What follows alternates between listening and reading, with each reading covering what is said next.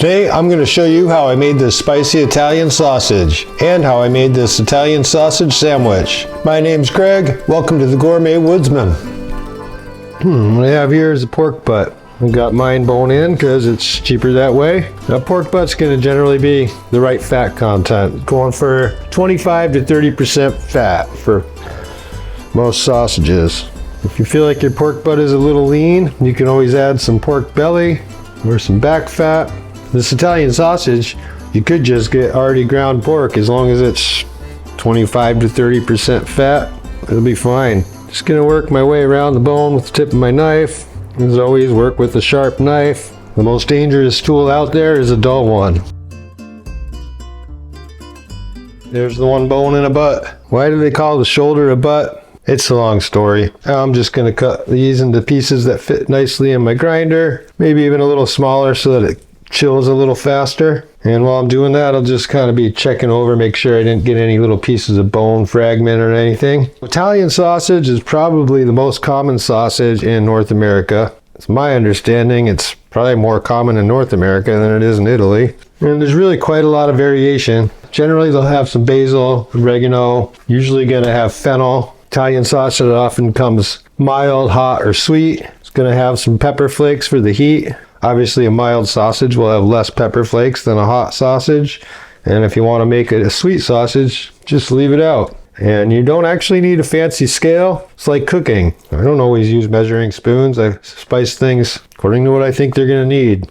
Now Italian sausages are generally very spice forward. They're pretty heavily spiced. So just keep that in mind. Play around with it. You can always cook up a test patty because there's no curing salt in here, and adjust accordingly. I'm gonna put this in a bowl in my freezer, let it firm up a bit before I grind it. See you in a minute. All right, I'm gonna start weighing my spices for this Italian sausage. Fennel is always a spice you're gonna see in an Italian sausage.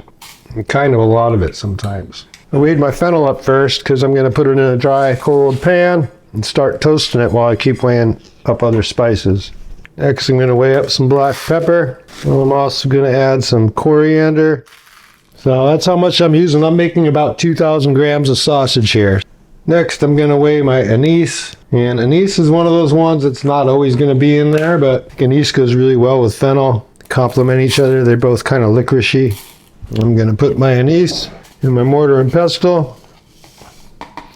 When my fennel's done toasting, I'll put half of it roughly in here and have just coarsely cracked. And the other half I'll grind up with my peppercorns and coriander. Going to add the salt. I rarely use tablespoons and teaspoons when making sausage. In case you want to try to make this at home and you don't have a scale, I want to give you a rough idea.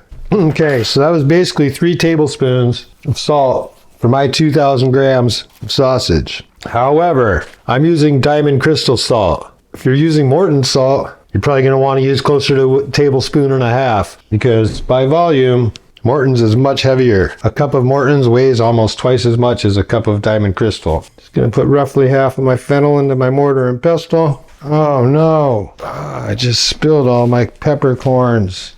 All right, I gotta clean that up. Well, I've got my coriander and black peppercorn mess cleaned up and I've got those toasting. Move back to the spices. I'm gonna use oregano. What I have is a pretty big leaf, so it's gonna be better.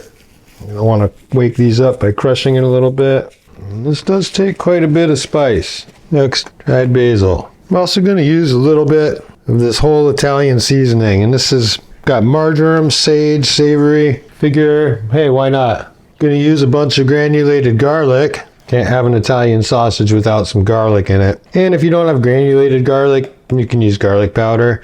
You could also use fresh garlic. You know, you make it yours. Italian sausage is really probably the most popular sausage in North America, but probably won't find too many grocers or butchers that make it the same. Feel free to experiment. Gonna use a little parsley. And you know, there's no cure in this, so you can cook up a little test patty before you link them and decide if the spice is right for you. We'll go in with some paprika for some color, a little bit of a mild peppery taste. Gonna add some red pepper flakes. I'm using 0.5% of these, which is kind of a lot. So you could always dial that back if you want a more mild sausage, or you could leave it out and maybe add a little more sugar if you want a sweet sausage. Italian sausage usually comes either sweet, mild, or hot, so it's up to you. Red pepper flakes are where I'm getting the heat from. And finally, some sugar. My toasted black peppercorns, coriander, and about half the fennel. And then here's the other half the fennel and my anise seeds. Not anise, anise. Anise, anise. I guess it depends on your accent.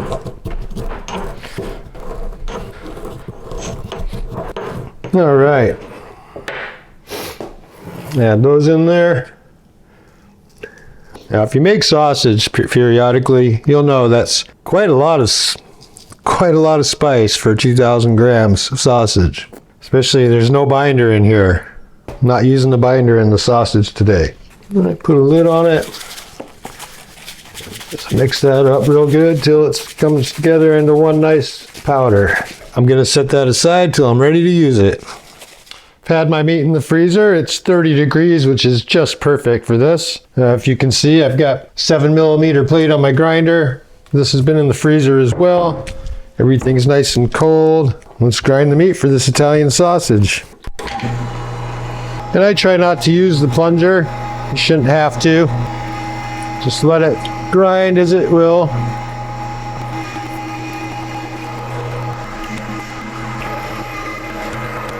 And once it's done, you can run a piece of bread through here. I like to sometimes just take a extra little bit of the meat. It runs it through. It'll push out anything that's stuck in there. Some people use ice cubes. I would not recommend that. It's really hard on a grinder. Oh, I got a piece left. No pieces left behind. Should still be cold enough. If it's warmed up more than above 35 degrees or so, stick it in your freezer till it's below 35 degrees. You do want it to be cold when you mix. Italian sausage ready to mix. Got my meat on these individual strands. It's really nicely ground because it was so cold. My blades are sharp. Got my spices here. Now I will say, if you're just making it with spoons and tablespoons, I use weights because then I can have repeatable results for my sausage. But that said, there's no real wrong way, no real wrong amounts. If you like it, then it's right. But I would recommend to use about 2 teaspoons of salt for every kilo of pork. If you're using Morton's. If you're using diamond crystal salt, because of the larger flake size, and you're going to want to double that to more like 4 teaspoons per kilo. That's just my recommendation on that. I'm going to go get my water out of the freezer.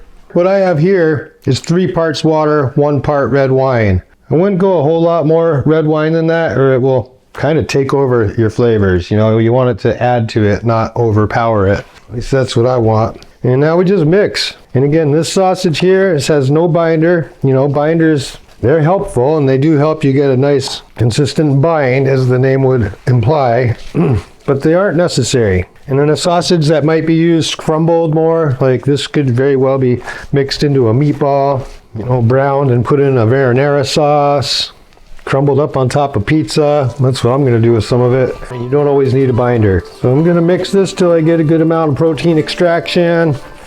It'll start being sticky.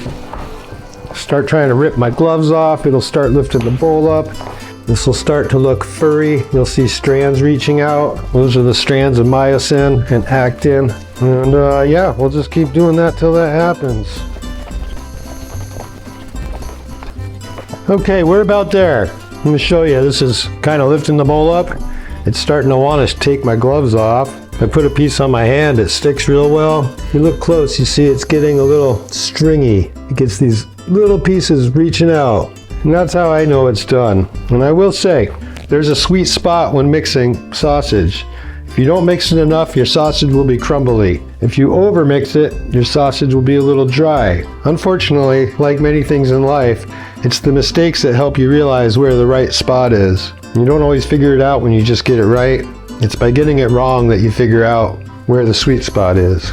This is a fresh sausage. You want to just keep it like this. You want to mix this in meatballs, topped pizza, and put it in a marinara. There's no need to put this in a casing.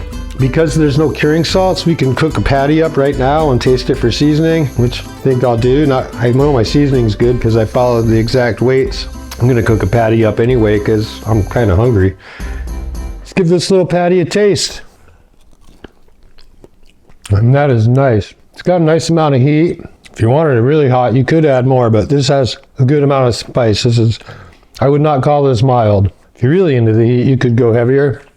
I'll be honest, I think I'm gonna cut back the salt on my recipe. You know, I usually go about 1.5% salt, but I also use curing salt in most of my sausages, which puts it at 1.75% salt, and this has 1.8. I think I would dial back just a little bit, and that's why I like to do exact measurements, because not only can I have repeatable results, but it makes it a little easier to really tweak it how I want it. Next time I make this, I think I'm going to dial the salt back to like 1.6%. And some people put like 2% or even 2.2% in sausages, but that's one of the reasons I like making it myself, is I can make sausage that's as salty or not salty as I want.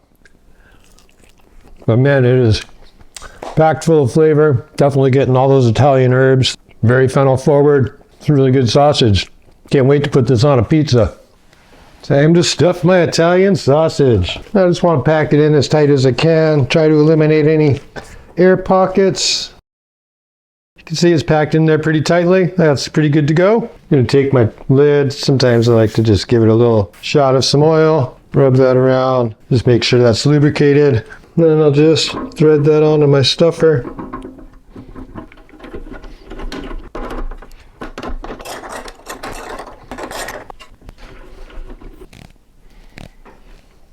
Tell when you got a little red tip at the end that the meat's to the end and we're ready to put some casings on here. So I like to find the end of my casing, get a couple fingers in there, fill that up with a little bit of water. Always lube up your horn. Dry horn doesn't work very well. And I'm simply gonna load this up.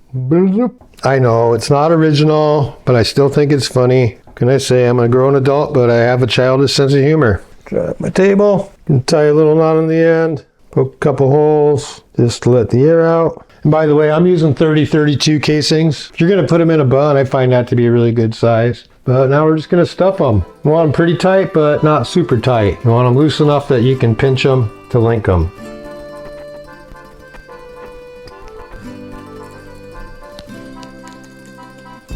I pull a little off, give it a cut. Maybe I can tie a knot still. Okay, and when it comes to linking these, there's two ways. You can pinch, spin that towards you, give it like 3 or 4, go down about the same amount, pinch. Now you should be able to pinch and have it stay like that. If you can't, you might have done it too tight. But now I'm going to go away from me, 3 or 4. You can go down about the same amount, pinch, come towards you. The problem with this is sometimes I forget which direction I'm going. You get going so fast, so many of them. So what I like to do is you come down and pinch. Instead of going towards me with that, I'm going to go down to another one and pinch again. And then I'm just going to go away from me. Same thing. All right, come down, pinch, down more and pinch. I'm just going to spin that away from me.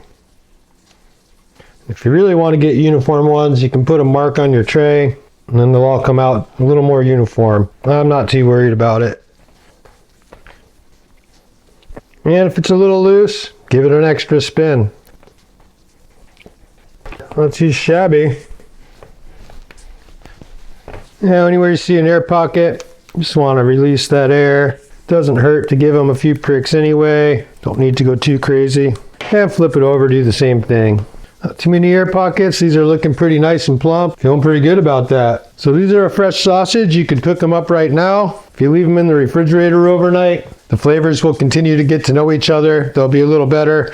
And more importantly, it's going to dry out these in between the links. It's going to dry those out so we can cut them without leaking any meat out of there. So I'm going to put this on a rack so air can flow underneath it and try to find room in my fridge. These have dried up quite a bit. They've darkened a lot. But their casings are feeling nice and dry, like they'll be nice and snappy. So it's time to separate the links here. And really drying them up dries up this part in between them. Probably the most important thing of it, so that they stay tight when we cut them apart and it doesn't just leak out from the end of the sausage. No one wants a leaky sausage. But these are looking great. They smell delicious. I think it's time to make a sandwich. And I will be putting some of this Italian sausage on a pizza real soon. So if you want to see that, make sure to subscribe and hit the notification bell. make this Italian sausage sandwich. Got my sausage in a pan. If I was making more, I would think the grill would be really good for this. I'm just gonna take some of the olive oil from my roasted peppers and I'm gonna brush my roll. I'm gonna make sure to get this top as well. I'm gonna take my sausage that I've cooked up. Looking quite nice, I must say. I'm gonna put some roasted peppers on that. Green is traditional, but I went with both because, hey, why not add some color? Plus the red ones are a little sweeter. A little bit of sweetness to go with my spicy sausage and my spicy giardiniera. Top that with some fresh mozzarella. I'm gonna stick that under the broiler. Be right back. This looks and smells delicious. I can't wait to dig into it. Let's get a look at this.